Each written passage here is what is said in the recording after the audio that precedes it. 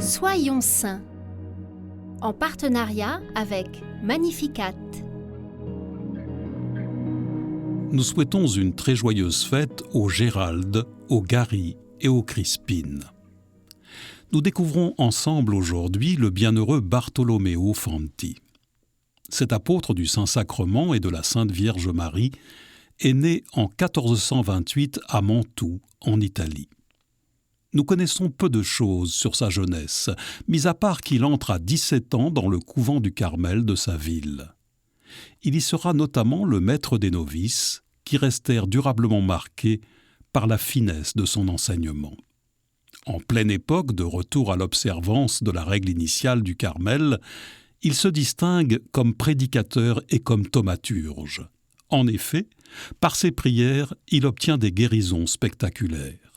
Dans sa communauté, il marque ceux qui le côtoient par son caractère doux et humble. Il édifie chacun par sa vie de prière, de générosité et de service.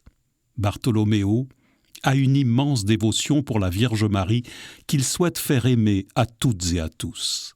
Ainsi, il fonde la confraternité de Notre-Dame du Mont-Carmel à l'intention des fidèles.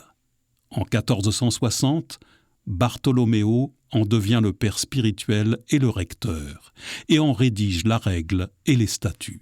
Il propage tout autant son amour de l'Eucharistie, centre de sa vie apostolique. On raconte qu'avec l'huile des lampes qui brûlaient devant le Saint-Sacrement, il obtient des guérisons. Parmi ceux qui font partie de sa confraternité en l'honneur de Marie, figure le futur grand réformateur de la branche italienne des Carmes, le bienheureux Battista Spagnoli. Il est également un poète humaniste latin parmi les plus réputés de son temps. Bartolomeo Fanti rend son âme à Dieu à Mantoue dans son couvent en 1495. Seigneur Jésus, tu es présent dans le Saint-Sacrement.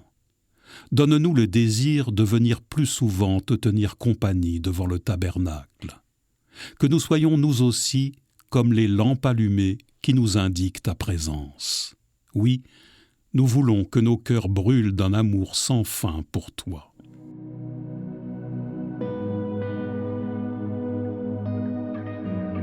Par l'intercession du bienheureux Bartolomeo Fanti, que ton Esprit Saint nous inspire un grand amour pour la bienheureuse Vierge Marie, ainsi qu'une ardeur renouvelée dans la pratique du sacrement de l'Eucharistie.